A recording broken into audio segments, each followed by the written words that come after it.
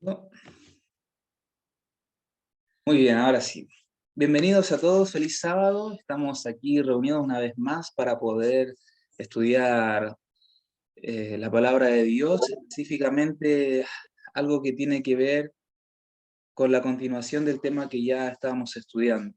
Estuvimos estudiando acerca de las profecías cumplidas, cómo se cumplieron las profecías que hablaban acerca del Mesías, cómo se cumplieron en Jesús, en Cristo, ¿verdad? Y bueno, ahora, antes de empezar, quiero compartir con ustedes una alabanza que quiero que la puedan escuchar y presten atención a la letra.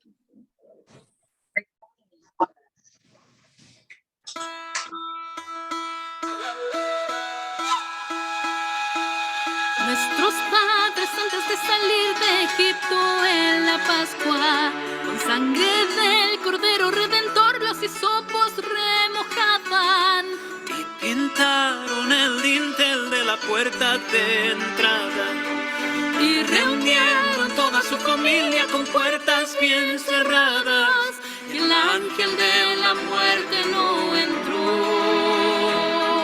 La sangre del Cordero los salvó.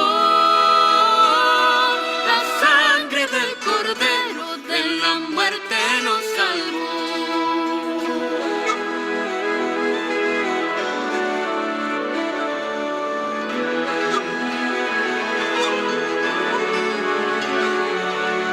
Y vestidos para salir y bien puestas las sandalias, sin dejar tuvieron que comer el Cordero de la Pascua. Y el ángel del Señor vio la sangre derramada, y no entró en el hogar cuya puerta fue marcada. El ángel de la muerte no entró. La sangre del Cordero nos salvó. La sangre del Cordero de la muerte nos salvó. A los que obedecieron de la muerte nos salvó. La sangre del Cordero de la muerte nos salvó. A los que obedecieron de la muerte nos salvó. Porque el ángel de Jehová va buscando la señal, y a los que han obedecido salvará. La sangre del Cordero de la muerte nos salvó. A los que obedecieron de la muerte nos salvó. La sangre del Cordero de la muerte nos salvó. A los que obedecieron de la muerte nos salvó.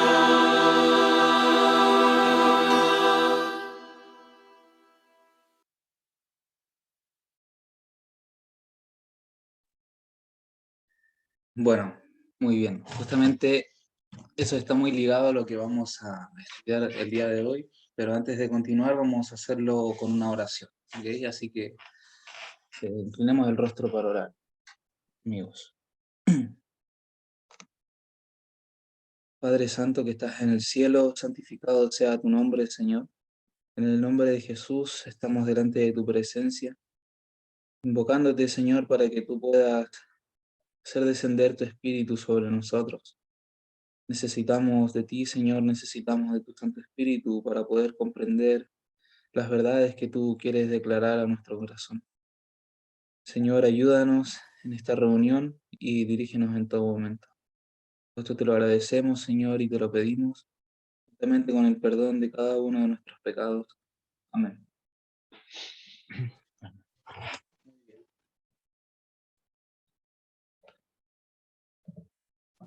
Hoy día vamos a empezar una serie de estudios que, bueno, justamente va a ser solo una introducción el día de hoy a lo que serían las fiestas solemnes.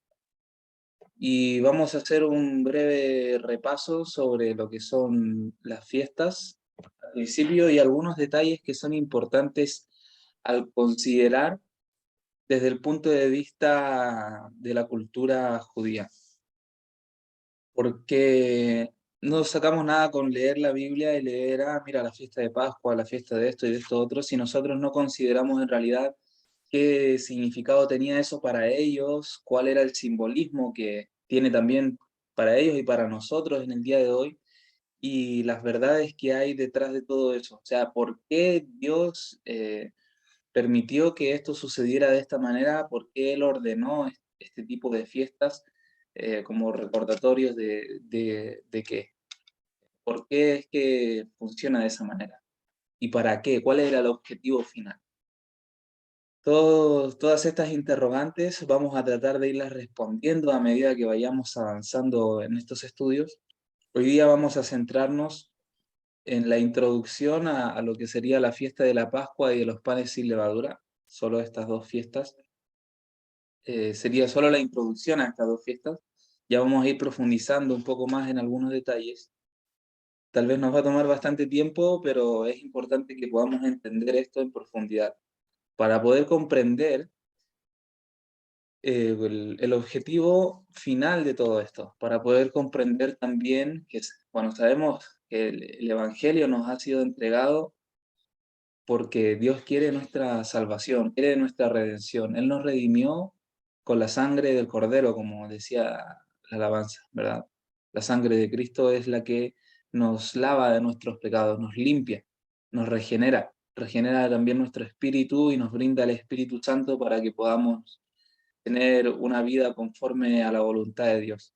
Pero eso no es todo. Dios quiere que nosotros podamos estar con Él por la eternidad. Y las fiestas apuntan hacia eso, apuntan hacia el momento final, donde todo esto ya va a ser decidido y podremos pasar la eternidad junto a Dios, junto a Cristo. ¿Cuántos de los que están aquí no les gustaría poder darle un abrazo a Jesús, poder darle un abrazo, ¿verdad? Estar junto a Él y mirarlo cara a cara y agradecerle y postrarse a sus pies? Yo me imagino que, o sea, al tan solo imaginar y visualizar esa escena, cualquiera se llega a emocionar y llega a pensar de que todo lo que vivamos acá, todos los sacrificios, penurias y cosas duras que se nos vienen en el futuro, no van a ser nada en comparación con esa recompensa. De tan solo mirar a los ojos a Cristo, tomar sus manos traspasadas, ¿verdad? Su costado, sus sienes heridas por la corona de espinas, pero aún así una sonrisa en su rostro al ver que todo ese sufrimiento que él pasó obtuvo una gran recompensa. Y bueno, las fiestas solemnes son tres convocaciones anuales que hacían los judíos, ¿verdad? Vamos a ir analizando cada una de ellas. Y están divididas, cada una está subdividida y al final serían 7 fiestas anuales. Vendrían siendo la Pascua, los panes sin levadura, las primicias de la cebada, luego la fiesta de las semanas o Pentecostés, la fiesta de las trompetas, el día de la expiación y por último tabernáculos o fiesta de las cabañas. Esta sería en orden cronológico, digamos, ¿verdad? Desde la primera hasta la última del año. ¿Cómo se establecía todo esto? Bueno, primero tenemos que entender cómo funciona el calendario de los judíos, ¿verdad? El calendario hebreo tiene una secuencia que es muy interesante. Ellos guían este calendario a partir de cierto momento, a partir de que son liberados de Egipto, ¿sí? Del país de Egipto, donde eran esclavos, y a partir de ese momento que ellos son liberados, se instaura Aviv, que es el que aparece acá arriba. Voy a ver si tengo aquí el puntero para que podamos ir viendo. Aviv, este que aparece aquí arriba, ¿verdad? Se instaura en ese momento como el primer mes. ¿Cómo ellos determinaban el comienzo del mes? Y el comienzo del año, porque sería este el primer mes del año. Entonces, ¿cómo ellos determinaban el año nuevo? El año nuevo ellos lo determinaban en base a la luna nueva de la cebada Aviv. Y esto tiene que ver con las cosechas. El calendario judío, el calendario hebreo, está íntimamente ligado a lo que son las cosechas en aquel lado del mundo, ¿verdad? En lo que sería Oriente, Oriente Medio sería justamente donde está Jerusalén, y específicamente las tierras plantadas con cebada en ese momento, al comienzo del año, estaban justamente en un punto tierno, así casi a punto de estar ya eh, listas para ser cosechadas, ¿ok? Y eso era fundamental para poder darle inicio al año. Pero no solamente eso, no era cualquier día. Ellos se regían a la vez por las cosechas y a la vez por el ciclo de la luna, ¿ok? El ciclo lunar era muy importante. Esta imagen se ve un poco borrosa, pero ya vamos a estar analizando, si Dios quiere, este calendario bíblico hebreo. Y es muy interesante, este es de un blog judío, ¿sí? De los judíos caraítas, que son los únicos que siguen la cuenta original de los años, desde el comienzo, porque bueno, los judíos sionistas en cierto momento, ellos cambian el calendario, ellos, ellos cambian el calendario para poder hacer extraviar al pueblo en cuanto a la cuenta de los años. Recordamos la profecía de las 70 semanas, la vimos la semana pasada y también la estudiamos en la primera clase, la profecía de las 70 semanas de Daniel 9, en donde nos explica específicamente el año en el que aparecería el Mesías. Ahora, ¿qué pasó? Los judíos que no creían en Jesús manipularon este calendario para que la gente dejara de poner un cómputo a la venida del Mesías, como lo anunciaban las profecías. Entonces, para poder decir, mira, en Jesús no se cumplió la venida del Mesías, porque dice tal año y estamos en otro año que nada que ver. Entonces, para poder eh, tener una discordancia con eso, ellos modifican y manipulan el calendario original. Pero los caraítas, los judíos caraítas, son los únicos que tienen el calendario original que viene desde el principio, desde la creación del mundo. Y bueno, justamente es por eso que también podemos confirmar que Cristo viene en el año 2031, cuando se cumplen los 6.000 años de pecado, porque hay muchas alusiones en la Biblia que nos hablan acerca de los 6.000 años, cuando estudiamos desde la perspectiva judía. De hecho, los judíos, aunque no crean en Jesús, si usted va a hablar con un judío y le habla de los 6.000 años, él le va a dar toda la razón y va a empezar a hablar. Ellos en ese sentido la tienen súper clara, ¿sí? Tienen súper claro que hay 6.000 años de pecado y después viene el Mesías. Pero ellos tienen otro concepto del Mesías, que es ahí donde lamentablemente no han podido ver la verdad o no han querido verla, muchos de ellos. Pero sabemos que hay gente sincera en todas partes y que Dios rescata a su pueblo de donde sea. El ciclo lunar comienza con la primera uñita que aparece aquí. Recordamos que el hebreo se lee de izquierda, perdón, de derecha a izquierda, por eso este ciclo lunar está así al revés, está el 28 arriba y el día 1 acá abajo. Entonces el día 1 es cuando aparecía esta primera pestaña, ¿verdad? De luna, ¿sí? Esa primera uñita de luna, como vemos acá, en el calendario que también nos muestra la luna, ¿verdad? En el calendario de los caraítas y nos muestra la cebada. Entonces, ¿qué sucedía? Se paraban dos centinelas, ¿verdad? A observar, uno observaba y veía que el campo de la cebada ya estaba aviv, ¿sí? Aviv es un término judío para decir verde o brillante, ¿sí? En ese sentido. Entonces, veía que estaba aviv y miraba hacia el cielo y estaba la luna, entonces ahí se determinaba el comienzo del año. Ese era el primer día del año. Pero como siempre había para todo en el tema de los judíos por mandato divino, todo lo que se hablara tenía que tener por lo menos un testimonio de 2 o 3 testigos. Por eso separaban 2 centinelas para poder que el segundo centinela confirmase lo que había dicho el primero. Si confirmaban, entonces se daba ya inicio al año y al mes de Abib. Como les mostré acá, en el mes de Abib empieza el día 1 y termina en el día 28, ¿sí?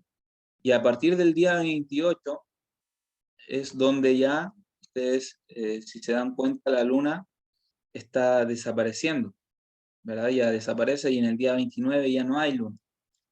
Aquí es interesante porque también nos habla de otro hebraísmo.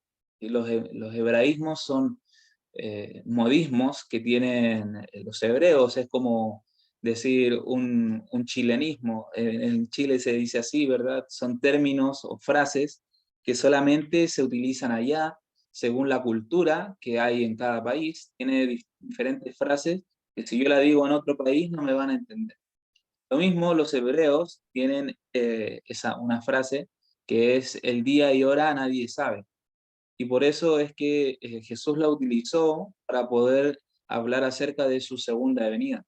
Cuando habla acerca de que el día y hora nadie sabe, no se refiere a que nunca se va a saber, sino que también tiene una implicancia con este hebraísmo.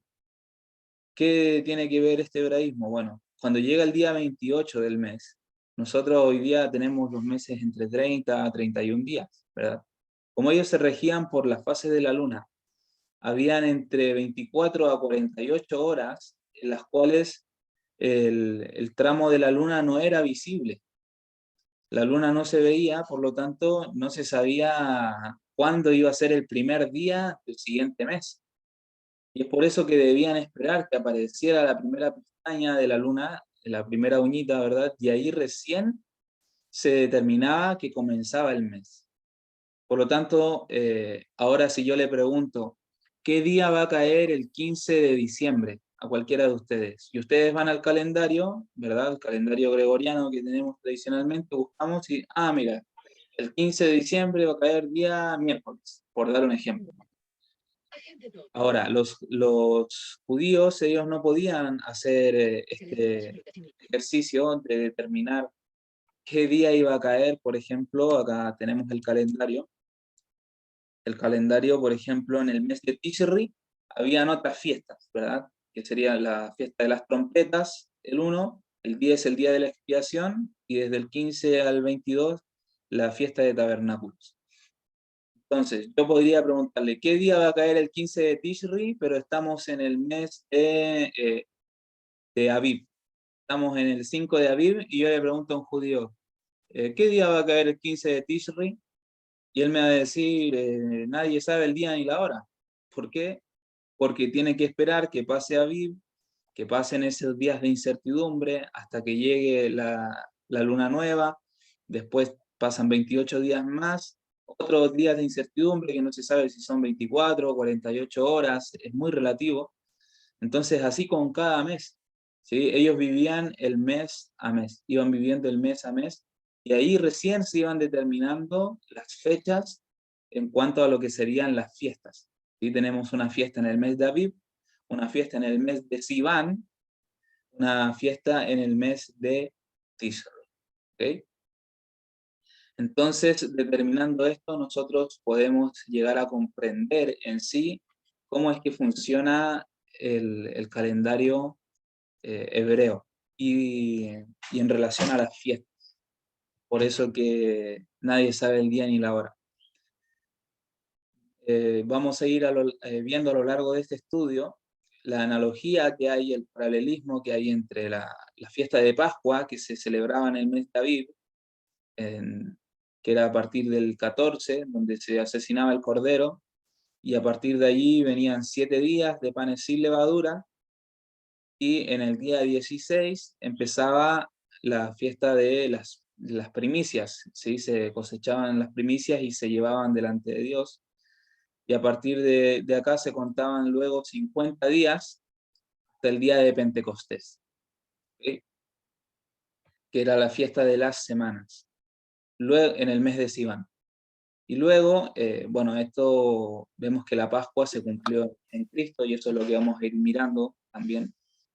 El día de Pentecostés también tiene una relación directa con el derramamiento del Espíritu Santo sobre los discípulos, justamente fue en el día del Pentecostés, y en el mes de Tishri tenemos lo que sería la fiesta de las trompetas, el día de la expiación, y la fiesta de tabernáculos, la fiesta de las cabañas, que tiene una implicación directa con la segunda venida de Cristo.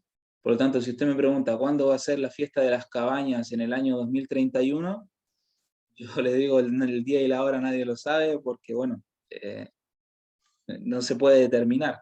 Se determina en base al ciclo lunar y en base a los campos de la cosecha. Otro punto muy importante que si ustedes, no sé si lo alcanzan a ver, pero acá está una línea de tiempo con todos los meses, ¿sí? El 1, el 2, el 3, el 4, el 5, 6, ¿verdad? Nisan, Iyar, Sivan, Tamuz, Ab, Elul, Tisri, Tiswan, Kislev, Tebet, Shevat y Adar. Y acá hay un 13º mes, que sería el mes de Adar 2, que sería está como borroso. ¿Y esto por qué sucedía? Porque eventualmente, no puedo determinarles cada cuánto tiempo, pero si llegaba el mes de Adar y llegaba el día 29, perdón, el día 28 de Adar, después pasaba los días de incertidumbre, aparecía la luna, ¿verdad? La luna nueva, que sería la del mes de Aviv, pero los campos de cebada todavía no estaban en su punto Aviv, todavía no estaban listos eh, para poder determinar que estaban en ese punto Aviv. Entonces, no se contaba el mes de Aviv, sino que se hacía un segundo mes de Adar. O sea, se le agregaba un 13º mes al año. Y ahí se vivía nuevamente el mes de Adar 2, pasaba todo un mes, y al siguiente mes recién estaba lista ya la cosecha perdón, los campos de cebada ya estaban a Aviv, y allí recién se determinaba el comienzo del año. Esto es muy interesante, bueno, es mucho más profundo, se lo estoy explicando de una manera súper sencilla, súper simple para que lo puedan comprender. Y bueno, esto es lo que les decía, ¿no? Del ciclo lunar, al 15º día ya está la luna llena y luego vuelve a menguar. Nosotros nos vamos a centrar en este momento en lo que sería el mes de Aviv y específicamente lo que sería la Pascua. ¿Cuándo se instauró la primera Pascua? Esto es lo que vamos a ir mirando a partir de Éxodo, el libro de Éxodo, en el capítulo 12, donde nos habla de la primera Pascua. Y nos dice así, vamos a comenzar a leer. Dice, habló Jehová a Moisés y a Aarón en la tierra de Egipto, diciendo, este mes os será principio de los meses. Para vosotros será este el primero en los meses del año. Hablad a toda la congregación de Israel, diciendo, en el 10 de este mes, tómese cada uno un cordero según las familias de los padres, un cordero por familia. Bueno, por lo tanto aquí Dios les dice que en el primer mes, en el día 10, ¿verdad? Tienen que elegir un cordero por familia, ¿sí? Tiene que ser un cordero sin mancha, tiene que ser macho, ¿sí? Y bueno, seguimos adelante. El animal será sin defecto, macho de 1 año, lo tomaréis de las ovejas o de las cabras, y lo guardaréis hasta el día 14 de este mes. Y lo inmolará toda la congregación del pueblo de Israel entre las 2 tardes. Tomarán de la sangre y la pondrán en los 2 postes y en el dintel de las casas en que lo han de comer. Por lo tanto, este cordero que se seleccionaba en el día 10, se apartaba, se esperaban 4 días para matarlo. Es muy interesante porque en 2 de Pedro, capítulo 3, versículo 8, nos dice que para el Señor un día es como 1000 años y 1000 años es como un día. Y justamente el Cordero, que es Cristo, fue apartado desde la fundación del mundo, desde la creación del mundo. Y al cuarto día, o al cuarto milenio, es cuando fue muerto en la cruz. ¿Sí? Cristo murió justo en el año 4000 desde la entrada del pecado. O sea, desde que Adán pecó, ya, ya se había determinado desde antes que Cristo iba a entregar su vida, pero desde ese momento que Adán pecó, ya se le puso una fecha, digamos, ¿no? Y en ese momento comienza, ya se aparta el Cordero, ya estaba apartado para esa obra específica 4 días después, o sea, 4000 años después. Es muy interesante esto. Y entre las dos tardes, o sea, entre la tarde del 13 y entre la tarde del 14.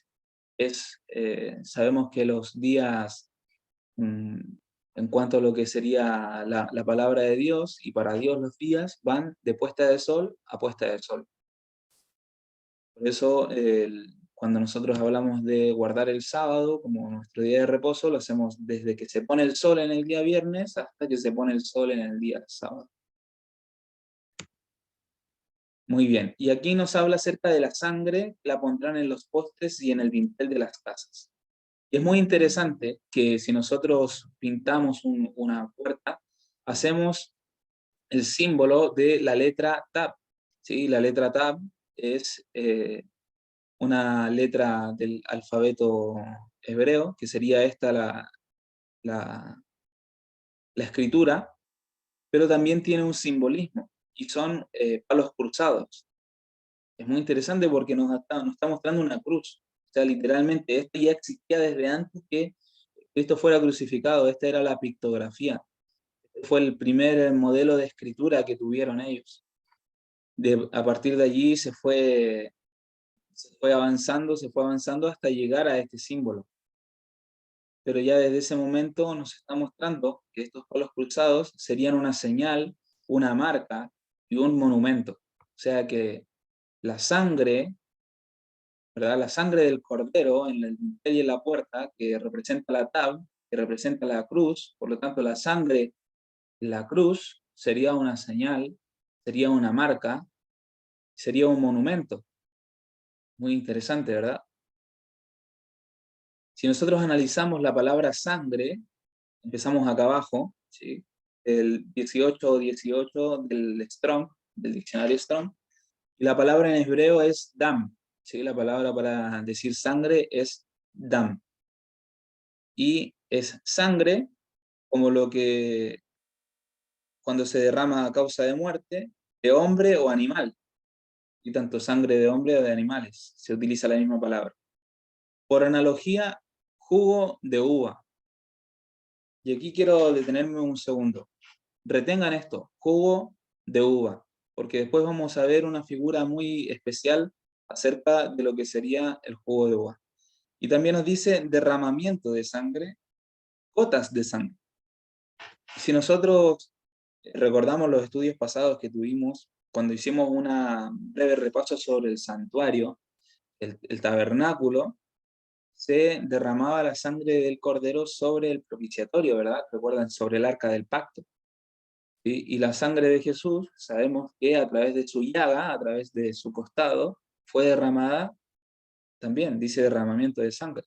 Por lo tanto, nos está llevando implícitamente a lo que sería la sangre de Cristo. Y no solamente a la sangre derramada en la cruz, sino a la sangre que él tenía en su cuerpo, porque nos dice comparar con el 119 y nos dice mostrar sangre en el rostro, rubor o enrojecerse.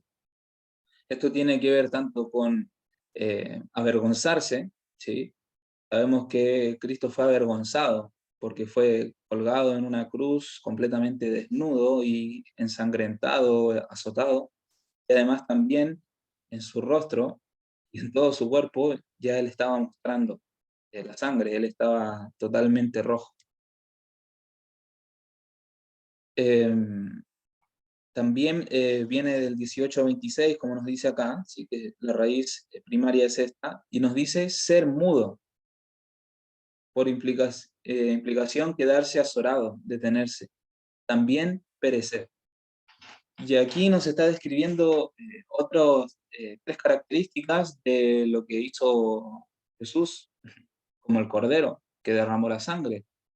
el mudo. ¿Qué hizo Jesús cuando lo llevaron de un lado a otro? Cuando estudiamos la profecía de Isaías 53, decía, como cordero fue llevado al matadero y no abrió su boca, y enmudeció ante sus trasquiladores, ¿verdad? Y él no habló, no abrió su boca, no reclamó, él simplemente aceptó la voluntad de Dios para su vida. Y también pereció en la cruz. No eternamente, pero sí entregó su vida al Padre por nosotros. Y viene también del 17:24, que es Daham, que también nos vuelve a decir que es ser mudo, enmudecer. Y el 17, que viene del 17:40, que es muy interesante, que nos dice empujar para alejar, y figurativamente también limpiar, que sería este duaj, ¿verdad? Limpiar. Fuimos limpios, ¿verdad? Con la sangre de Jesús derramada en la cruz. Fuimos limpios cuando Él derramó su sangre de su costado sobre el propiciatorio y Él limpió el pecado de toda la humanidad. Continuando con la lectura del capítulo 12 de Éxodo, en el versículo 8 nos dice, y aquella noche comerán la carne asada al fuego, y panes sin levadura, con hierbas amargas lo comerán. Y aquí, esto ya lo vamos a ir analizando, si Dios quiere, más adelante, el símbolo de los panes sin levadura y de las hierbas amargas, para que también lo tengan presente. Recuerden lo del jugo de uva, recuerden lo del jugo de uva. Ninguna cosa comeréis de él cruda, ni cocida en agua, sino asada al fuego, su cabeza con sus pies y sus entrañas. Ninguna cosa dejaréis de él hasta la mañana. Lo que quedare hasta la mañana, lo quemaréis en el fuego. Y lo comeréis así, ceñidos vuestros lomos, vuestro calzado en vuestros pies, y vuestro bordón en vuestra mano. Y lo comeréis apresuradamente. Es la Pascua de Jehová. ¿Por qué tenían que comerlo de esta manera? Así, vestidos con las sandalias, ¿verdad?, en sus pies. El bordón sería el cayado, esta vara que utilizaban para pastorear, ¿verdad? Una vara específicamente. Tenían que estar listos para huir, tenían que comerlo apresurado, listos para salir de allí, cuando se diera la orden. Entonces tenían que estar todos preparados. Comer el cordero apresuradamente porque no sabían en qué momento les tocaba partir de allí. Y aquí en esta parte que nos dice el bordón, bueno, la vara, sabemos que hay una implicancia directa entre Dios, entre Jesús, como el pastor que lleva esa vara. El Salmo 23 nos dice, tu vara y tu cayado me infundirán aliento, ¿verdad? El pastor utilizaba esa vara para poder guiar a las ovejas, para poder también pelear contra los enemigos. Entonces es algo muy interesante que dice que tenía que tener esa vara en la mano, esa vara que sería la guía, que sería a la vez la defensa. ¿Por qué? Porque la palabra mano que se utiliza acá es yad, y yad, que es mano abierta, indicando poder, medios, dirección, como estamos hablando, ¿verdad?, de ese cayado que los guía, esa vara que los guía, a distinción del 3709 que indica mano cerrada. ¿Okay? Diferente de esta otra palabra. Esta mano que se utiliza acá es una mano abierta. Y usado como sustantivo, adverbio, etcétera, en una gran variedad de aplicaciones, tanto literal y figurativamente, tanto próximamente y remotamente, como sigue, nos dice. Entonces, se utiliza como sustantivo, como todo esto, en todas estas palabras, nos dice acá. Y vamos a leer algunas de acá. Nos dice ancho, anchuroso, bajo, bastante, brazo, cargo, compañía, conducto, consagrar, muy importante el tema de la consagración, cómo lo está llevando directamente a que mientras comían de esa carne, la carne del cordero, luego de haberse protegido con la sangre del cordero en las puertas de sus casas, sería la cruz justamente, obtendrían esa consagración. Nos dice costa, cuidado, dedo, deuda, ¿sí? Dirección, disposición, dominio, orden. Bueno, tiene varias palabras, pero miren lo que dice acá. Lado, llaga. Es muy interesante porque también en Cristo hubo una llaga, ¿verdad? Y ya estuvimos viendo sobre eso. Entonces, nos está llevando directamente a lo que sería ser guiados por la consagración que nos brinda esto, ¿verdad? Por la llaga, por la llaga de Cristo y todo lo que tiene que ver su costado traspasado. Por lo tanto, esto es mucho más de lo que nosotros podemos llegar a entender en nuestro vago español. ¿Sí? El idioma hebreo es un idioma muy rico y muy profundo. Eh, y quiero, bueno, dejarles a aquellos que tienen más experiencia quizás en el ministerio, que le presten atención a esta palabra, costa, ¿sí? Como cuando nos dice, nos habla acerca del mensaje de Tarsis, que lo estuvimos estudiando. Que no han visto el tema de Tarsis, tenemos una lista de reproducción en nuestro canal de YouTube para que lo puedan mirar. ¿Okay? Se llama El Evangelio a los Judíos, así se llama la lista de reproducción. Muy bien, Éxodo 12, tenemos el versículo 12 ahora, donde habla Dios y dice, pues yo pasaré aquella noche por la tierra de Egipto y heriré a todo primogénito en la tierra de Egipto, y de los hombres como de las bestias, y ejecutaré mis juicios en todos los dioses de Egipto, yo Jehová. Y la sangre os será por señal en las casas donde vosotros estéis. Y recordamos cuando vimos el símbolo, bueno, lo voy a retroceder de nuevo un poquito, hasta acá. La sangre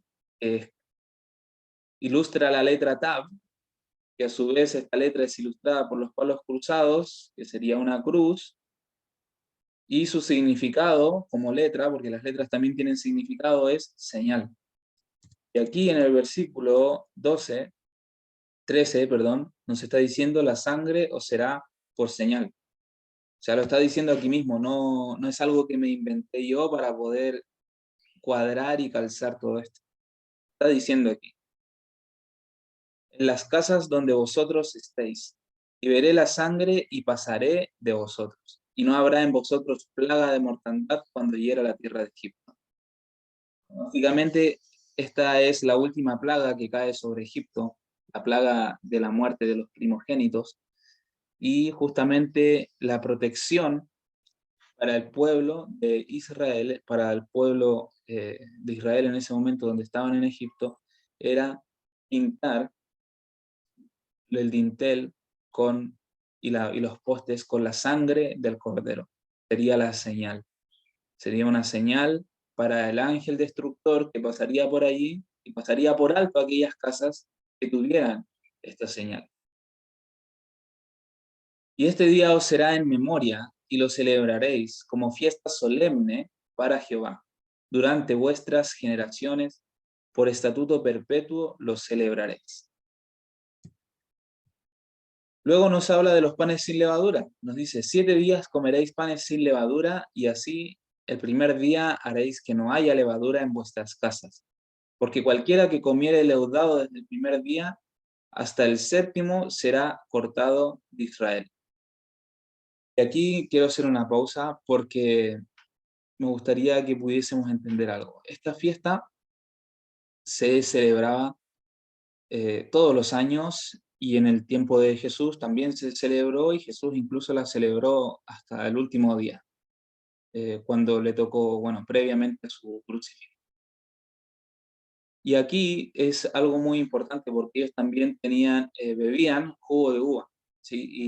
Y es muy interesante que la Biblia lo grafica como vino, ¿sí? Muchas personas piensan que es vino fermentado, pero aquí nos está diciendo que no debía haber nada levadura, nada que fermente en las casas durante esos 7 días. Por lo tanto, es imposible que saquen que coman pan sin levadura, pero que consuman un jugo de uva fermentado. Que no coman pan fermentado, pero sí el jugo de uva lo consuman fermentado. Es algo ilógico, porque la fermentación representa el pecado. ¿Sí? La levadura representa el pecado, porque fermenta la masa. Y el pan sin levadura representa el cuerpo de Cristo, cuerpo sin pecado, porque Él no tenía pecado, no tenía pecados propios, digamos, sino que Él recibió los pecados de todos nosotros sobre su conciencia para poder llevarlos y darles muerte en la cruz. El primer día habrá santa convocación, y asimismo en el séptimo día tendréis una santa convocación, y ninguna obra se hará en ellos, excepto solamente que preparéis lo que cada cual haya de comer. Y guardaréis la fiesta de los panes sin levadura, porque en este mismo día saqué vuestras huestes de la tierra de Egipto. Por tanto guardaréis este mandamiento en vuestras generaciones por costumbre perpetua. Y en el mes primero comeréis los panes sin levadura, desde el día 14 del mes por la tarde hasta el 21 del mes por la tarde. Por 7 días no se hallará levadura en vuestras casas. Que cualquiera que comiere leudado, así extranjero como natural del país, será cortado de la congregación de Israel. Ninguna cosa leudada comeréis. En todas vuestras habitaciones comeréis pan sin levadura. Sabemos que el comer implica comer y beber, ¿sí? Es alimentarse. Entonces, confirma lo que antes le mencioné. La víctima de Jehová. En el versículo 26, Moisés le dice a de parte de Dios al pueblo de Israel, le dice, y cuando os dijeran vuestros hijos, ¿qué es este rito vuestro acerca de la Pascua? Vosotros responderéis, es la víctima de la Pascua de Jehová, el cual pasó por encima de las casas de los hijos de Israel en Egipto, cuando hirió a los egipcios y libró nuestras casas. Entonces el pueblo se inclinó y adoró. Todos los que se acogieron a la sangre del Cordero fueron libertados de la muerte. Todos los que recibieron y aceptaron el sacrificio del Cordero, comieron su carne y participaron de su sangre, fueron libres de la muerte. Y es justamente ese es el símbolo que representaba esto, que cuando Cristo muriese en la cruz, y al nosotros participar de su sacrificio y creer en Él, y creer en lo que Él hizo, y creerle a Él, lo que sucedió después cuando esa sangre se derramó sobre el arca del pacto, confirmando la ley de Dios como una ley santa, sigue vigente hoy en día. A creer en todo ese conjunto de cosas que la sangre es señal, y la señal se derrama sobre su ley, específicamente sobre el cuarto mandamiento. Entonces, al creer en todo eso y al acogernos a eso, y al comer el pan de vida, que es la palabra de Dios, y al beber el agua de vida, que sería el Espíritu Santo, nosotros estamos libertados, y nuestras casas también. Eso que es la palabra, cuando se le menciona, ¿verdad?, a este personaje bíblico, cree en el Señor Jesucristo y serás salvo tú y tu casa. Pero creer en el Señor Jesucristo no es solamente decir, yo creo en Jesús y ya está. Creo en Jesús y sí, yo creo en Dios a mi modo, a mi forma. No. Creer es obedecer. Creer es demostrar la fe en base también a nuestra obediencia. Creer es aceptar el sacrificio de Jesús y aceptar también su Espíritu Santo para que nos habilite para obedecer. Creer es aceptar todo lo que Jesús enseñó, no solo la mitad o no solo una parte. Creer va más allá de lo que nosotros llegamos a imaginar, no solamente decir, sí, yo creo que existió, que fue un buen hombre y bueno, qué pena que lo mataron. No, que él fuera crucificado cumplía con su objetivo. Era algo que ya estaba profetizado, en los símbolos estaba profetizado. a través de también profecías que ya estaban anunciadas desde antes. Y en Juan 13 vamos a ver qué es lo que Jesús dejó para nosotros luego de esto, porque hoy en día nosotros ya no tenemos que sacrificar un cordero para poder participar de su carne y de su sangre. Entonces, ¿qué es lo que debemos hacer hoy en día nosotros? ¿Qué es lo que Jesús nos dejó a nosotros para que podamos cumplir con ser parte de su cuerpo, de su sangre, de su carne? En Juan 13, versículos 1 en adelante, nos dice, antes de la fiesta de la Pascua, sabiendo Jesús que su hora había llegado para que pasase de este mundo al Padre, como había amado a los suyos que estaban en el mundo, los amó hasta el fin. Y cuando cenaban, como el diablo ya había puesto en el corazón de Judas Iscariote, hijo de Simón, que le entregase, sabiendo Jesús que el Padre le había dado todas las cosas en las manos y que había salido de Dios y a Dios iba, se levantó de la cena, se quitó su manto y tomando una toalla, se la ciñó. Y luego puso agua en un lebrillo y comenzó a lavar los pies de los discípulos y a enjugarlos con la toalla con que estaba ceñido. Entonces vino a Simón Pedro y Pedro le dijo, Señor, ¿tú me lavas los pies? Y respondió Jesús y le dijo, lo que yo hago tú no lo comprendes ahora, mas lo entenderás después. Y Pedro le dijo, no me lavarás los pies jamás. Jesús le respondió, si no te lavare, no tendrás parte conmigo. Y le dijo Simón Pedro, Señor, no solo mis pies, sino también las manos y la cabeza. Dice Pedro, siempre tan efusivo, ¿no? Jesús le dijo, el que está lavado no necesita sino lavarse los pies, pues está todo limpio. Y vosotros limpios estáis, aunque no todos. Sabía que él le iba a entregar, por eso dijo, no estáis limpios todos. Bueno, todos los discípulos estaban bautizados por agua. Ellos ya habían sido bautizados, como también Jesús fue bautizado. Por eso él dio el ejemplo también del bautismo. No el bautismo desde niño, desde que nace, porque no tiene conciencia. Él se bautizó a los 30 años de edad, en el año 27 después de Cristo. Entonces, debemos comprender eso, de que el bautismo es una decisión consciente que uno toma comprendiendo a qué ha sido llamado y cuál es el objetivo de Dios para nuestra vida. Una vez que nosotros somos bautizados, ya estamos limpios. Pero para poder nuevamente tener esa parte con Dios y para poder renovar esos votos y ese pacto, es que Jesús viene y le lava los pies a todos. Ya no debía bautizarlos porque ya habían sido bautizados, pero sí era necesario que les lavara los pies. Así que después que les hubo lavado los pies, tomó su manto y volvió a la mesa y les dijo, ¿sabéis lo que os he hecho? Vosotros me llamáis maestro y señor, y decís bien, porque lo soy. Pues si yo, el Señor y el Maestro, he lavado vuestros pies, vosotros también debéis lavar los pies los unos a los otros. Porque ejemplos he dado para que como yo os he hecho, vosotros también hagáis.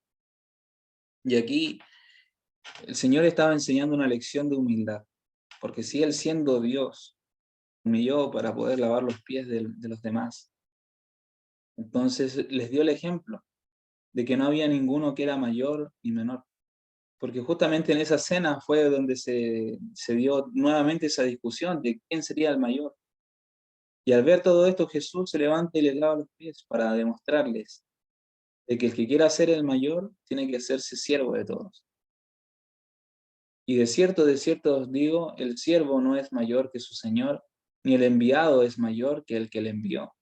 Si sabéis estas cosas, bienaventurados seréis si las hiciereis. Por lo tanto, ya nos está dando una bienaventuranza, nos está diciendo que nos dio el ejemplo para que nosotros también hagamos esto. Y justamente hablando de lo que sería el ritual de la Pascua. No hablo de todos vosotros, yo sé a quienes he elegido, mas para que se cumpla la Escritura, el que come pan conmigo levantó contra mí su calcañar. Desde ahora os lo digo antes que suceda, para que cuando suceda creáis que yo soy. De cierto os digo, el que recibe al que yo enviare, me recibe a mí, y el que me recibe a mí, recibe al que me envió. Y aquí tenemos una doctrina muy profunda en este versículo 20 para aquellos que no entienden o no comprenden la obra del Espíritu Santo. ¿Okay? La obra del Espíritu Santo es muy importante y es importante aceptarlo y reconocerlo como también parte de la deidad, de la divinidad, de la Trinidad o como usted quiera llamarle. Es Dios en sí mismo. Es Dios, a través de eso tiene la omnipresencia y puede estar en nosotros. Porque en este momento Jesús está en el cielo. Él mantuvo su forma humana y se fue con esa forma humana y está en el cielo, en el santuario celestial, intercediendo por nosotros. El Padre está en su trono, ¿verdad? Delante del Hijo. ¿Y quién es el que está aquí con nosotros acompañándonos? El Consolador, el cual Jesús prometió enviar en Juan 14, en Juan 15, Juan 16, habla acerca de esto. Y por eso aquí lo anuncia. El que recibe al que yo enviare, me recibe a mí. Y el que me recibe a mí, recibe al que me envió. No puedo recibir a Jesús sin antes haber recibido las impresiones del Espíritu Santo, si no lo acepto, si no lo acepto como a Dios. No quiere decir que voy a postrarme y adorar al Espíritu Santo, porque esa no es su función. La función del Espíritu Santo no es que lo adoremos. La función del Espíritu Santo es movernos al arrepentimiento, movernos a adorar a Dios, movernos a adorar a Jesús, a reconocer a Jesús como nuestro Salvador. Nadie puede llamar a Jesús Señor si no es por el Espíritu Santo. Y ninguno que llame anatema o maldición a Jesús habla por el Espíritu Santo. Lucas 22, en el capítulo 14, nos habla acerca del otro ritual instaurado aquí en este momento. Ya vimos el lavamiento de los pies, que es muy importante poder realizarlo. Y Lucas 22 nos habla del segundo, que sería, el siguiente. Cuando era la hora, se sentó a la mesa y con él los apóstoles. Les dijo, ¿cuánto he deseado comer con vosotros esta Pascua antes que padezca? Era día 13 en la noche, por lo tanto ya era 14. Recordamos que el cordero se comía entre las 2 tardes. Entonces estaban cumpliendo con el mandato de Dios de comer la Pascua. Porque os digo que no la comeré más hasta que se cumpla en el reino de Dios. O sea que en el reino de Dios se iba a comer un cabrito, ¿o qué es lo que iba a comer en realidad? Bueno, sigamos leyendo, porque aquí nos está diciendo que esa era la Pascua. 17. Y habiendo tomado la copa, dio gracias y dijo, tomad esto y repartidlo entre vosotros. Porque os digo que no beberé más del fruto de la vid hasta que el reino de Dios venga. ¿Cuál es el fruto de la vid? La uva, ¿verdad? El jugo de la uva. No beberé del jugo de la uva. ¿Hasta cuándo? Hasta que el reino de Dios venga. Por lo tanto, se va a volver a repetir esto, la gran cena del Señor. Y tomó el pan y dio gracias y lo partió y les dio diciendo, esto es mi cuerpo, que por vosotros es dado. Haced esto en memoria de mí. Pan sin levadura, representando el cuerpo de Cristo. Este es mi cuerpo, dijo. Ya no les dijo, tomen, cómanse el cordero, que este es el cuerpo del cordero, sino que les dijo, tomen, coman este pan sin levadura. Por eso desde el principio ya Dios había instaurado esa fiesta de los panes sin levadura, porque representaba la purificación del pecado luego de la muerte del Cordero, del verdadero Cordero de Cristo, la purificación del pecado. De igual manera, después que hubo cenado, tomó la copa, diciendo, esta copa es el nuevo pacto en mi sangre, el nuevo pacto en mi sangre, por vosotros se derrama. Y aquí, ya estamos por terminar. Por lo tanto, tenemos el pan sin levadura y tenemos el jugo de uva, el pan que representa la carne de Cristo, el cuerpo de Cristo, que sería justamente su iglesia. La, la iglesia es representada por el cuerpo de Cristo. Nos dice que Cristo es la cabeza y la iglesia es el cuerpo. Y a la vez también nos habla de la sangre derramada por Jesús que nos purifica, es el nuevo pacto. Y el nuevo pacto, según Jeremías 33, yo se lo busco, si no me equivoco es el 31 o el 33, pero este nuevo pacto nos habla acerca de poner la ley de Dios en nuestras mentes y escribirla en nuestros corazones. Jeremías 31. He aquí vienen días, dice Jehová, en los cuales haré nuevo pacto con la casa de Israel y con la casa de Judá. Nuevo pacto. No como el pacto que hice con sus padres el día que tomé su mano para sacarlos de la tierra de Egipto, porque ellos invalidaron mi pacto, aunque yo fui un marido para ellos. ¿Cuál es el pacto que hicieron cuando lo sacaron de Egipto al pueblo de Israel? Esa Pascua, ¿verdad? Que se acogieron a la señal de la sangre. Ese es el pacto, la sangre de ese cordero, ¿verdad? Que representaba a Cristo. Pero ellos no lo entendieron, los judíos no lo entendieron, por lo tanto Dios tuvo que darles un nuevo pacto para que entendieran la profundidad de lo que significaba eso. Y aquí Jesús declaró que ese es el nuevo pacto. El mismo pacto que se dio antes en la Pascua al salir de Egipto, en la nueva Pascua que estaban celebrando justo en ese momento, aquí en Lucas 22, que sería lo que estaban bebiendo y lo que estaban comiendo. Y el versículo 33 de Jeremías 31 dice, pero este es el pacto que haré con la casa de Israel después de aquellos días, dice Jehová. Daré mi ley en su mente y la escribiré en su corazón, y yo seré a ellos por Dios y ellos me serán por pueblo. Por lo tanto, esto es mucho más que simplemente tomar un juguito de uva rico y comerse un pancito rico, ¿sí?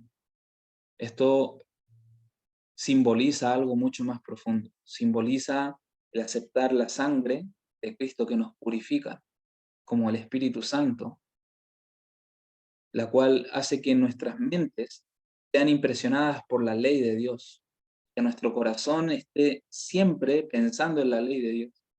Y de esa manera no desviarnos ni a la derecha ni a la izquierda, confirmando que la ley de Dios es inmutable, no cambia, sigue siendo la misma. Y no se trata de ser legalista, porque legalista sería si yo les dijera, esto no lo pueden hacer, no hagan esto, no hagan esto, no hagan esto, esto tampoco y esto tampoco. No se trata de eso, ser legalista. Se trata de entender de que la única forma de guardar esa ley es dando la sangre de Jesús en nuestras vidas, dando el Espíritu Santo en nuestras vidas. Y si tú no lo has aceptado todavía, es tiempo de que lo hagas, porque no sabes si mañana vas a abrir los ojos a un nuevo día, y tu oportunidad puede ser hoy. Por eso sabemos que Cristo viene en el 2031, claro, lo sabemos, pero si me muero mañana, por lo tanto, hoy es el día de la salvación.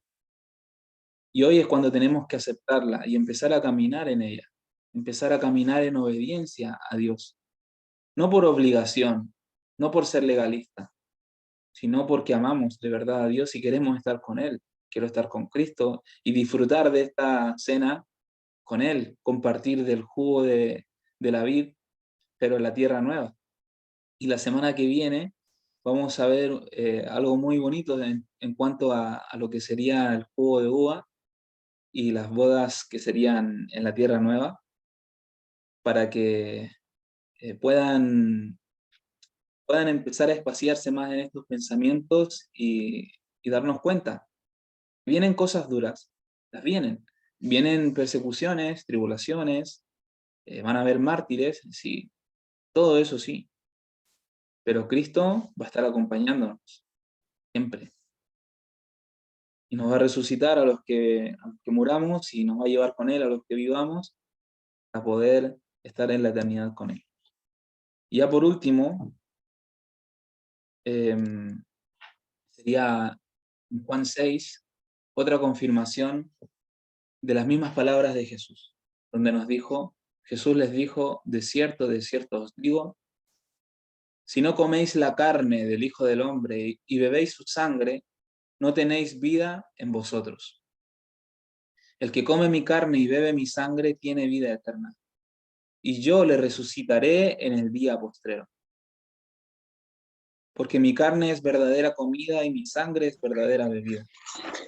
El que come mi carne y bebe mi sangre, en mí permanece, y yo vivo en él. Y yo en él. Como me envió el Padre viviente, y yo vivo por el Padre, asimismo, el que me come, él también vivirá por mí. Este es el pan que descendió del cielo, no como vuestros padres comieron el maná y murieron, el que come de este pan vivirá eternamente. El pan que Dios quiere que nosotros vivamos, comamos, cuál quiere que nos alimentemos, también es la sangre que Él quiere que nosotros bebamos. La sangre del Cordero, que de la muerte nos libró. Así que, mis amados hermanos, quiero hacerles la invitación en este momento de que puedan aceptar ese sacrificio de Jesús, puedan aceptar ese regeneramiento espiritual y poder seguir estudiando día tras día, poder buscar del pan de vida, que es esto, y la palabra de Dios. Y también, además de eso, empezar a tomar decisiones que sean para vida eterna, permanecer en Cristo, pese lo que pese y sean cuales sean las consecuencias, porque sabemos que la recompensa es mucho más grande que todo lo que podemos llegar a sufrir acá. Y va a llegar el momento en el cual va a tocar, no sé, que más de alguno de ustedes va a querer bautizarse, va a querer aceptar a Cristo de una manera más profunda, pero para eso tenemos que empezar desde hoy a trabajar diariamente en nosotros, en buscar cada día más estar cerca de Dios y entender de que la Biblia es más que un montón de letras y palabras ordenadas de una cierta manera, contándonos una historia bonita, sino que de verdad es una palabra viva, poderosa, que hasta el día de hoy nos sigue hablando y nos sigue dando mensajes que son muy importantes para nosotros y para la humanidad. Que vamos a terminar con una oración. ¿Quieres en este momento empezar a hacer un cambio en tu vida y no sabes cómo hacerlo y estás en una situación compleja? Yo te invito que, a que puedas ponerte de rodillas, me acompañes en esta oración. Tú quieres de verdad hacer un cambio y de verdad pertenecer al pueblo de Dios, que va más allá de una religión, de una denominación, de una iglesia. Nosotros somos la iglesia, los que estamos acá reunidos somos la iglesia de Dios. Si tú quieres verdaderamente pertenecer a ese pueblo y estar con Él cuando vuelva por segunda vez, y estar en el cielo y abrazarlo y conocer a todos los mártires, a todos los grandes reformadores, a aquellos personajes bíblicos que nos han dejado lecciones maravillosas, bueno, este es el momento de que lo puedas hacer. Rodíllate conmigo y oremos, ¿ok?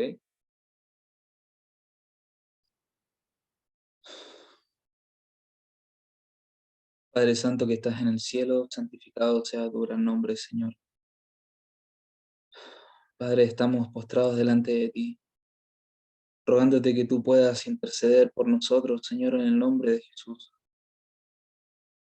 Porque hemos pecado, Señor, hemos estado en vidas alejadas de ti, Señor, por mucho tiempo, pero te hemos conocido y hemos escuchado tu voz y hemos querido caminar contigo y caminar en pos de ti. Hemos querido seguirte, Señor.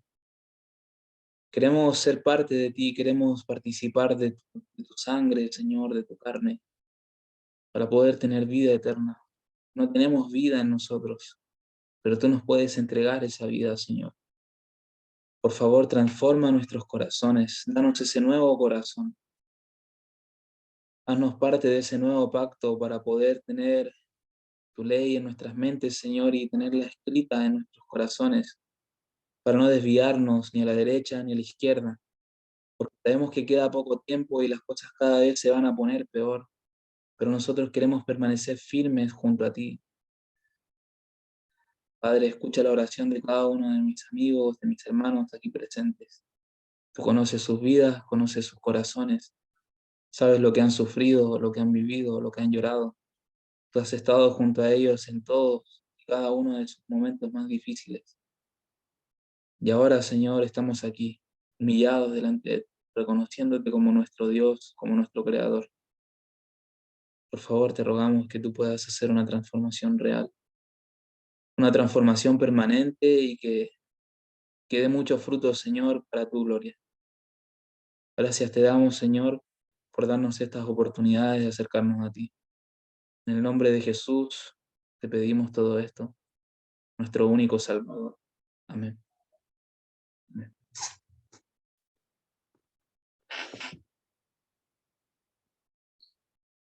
Muy bien, para terminar me gustaría compartirles otro,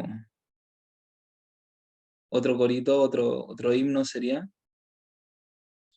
O no es un himno, es una alabanza en realidad. Ya para terminar.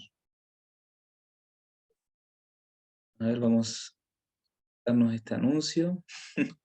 Típicos anuncios que aparecen.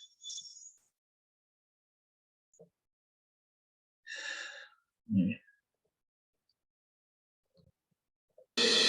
Cuando Juan Bautista vio venir a Jesús, al Hijo de Dios, dijo: Él es el Cordero de Dios, que el pecado del mundo quitó. Porque Jesucristo es en verdad quien pagó por mi libertad, el Cordero que murió en mi lugar, y una cruz fue su altar. Gloria al Cordero. Gloria al Cordero. Gloria al Cordero. Él murió tomando mi lugar. Tomando mi lugar.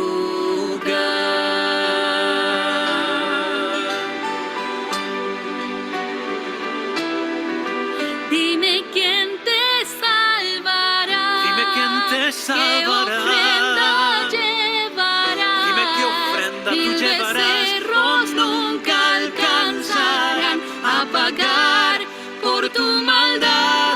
Gloria al Cordero. Gloria al Cordero. Gloria al Cordero. Él murió tomando mi lugar. Un cordero blanco escogerás, del rebaño lo tomarás y has de traerlo ante el altar, sin defecto y sin lastimar. Mira, Jesucristo por la fe de la muerte te librará. Si tan solo crees te salvará, tus pecados pagará. Oh, Gloria al Cordero. Cristo es el Cordero. Gloria al Cordero. Dulce Cordero. Sálvanos, Cordero Santo, de la muerte y el quebranto. Por la fe te contemplamos, purificas el pecado con la fe.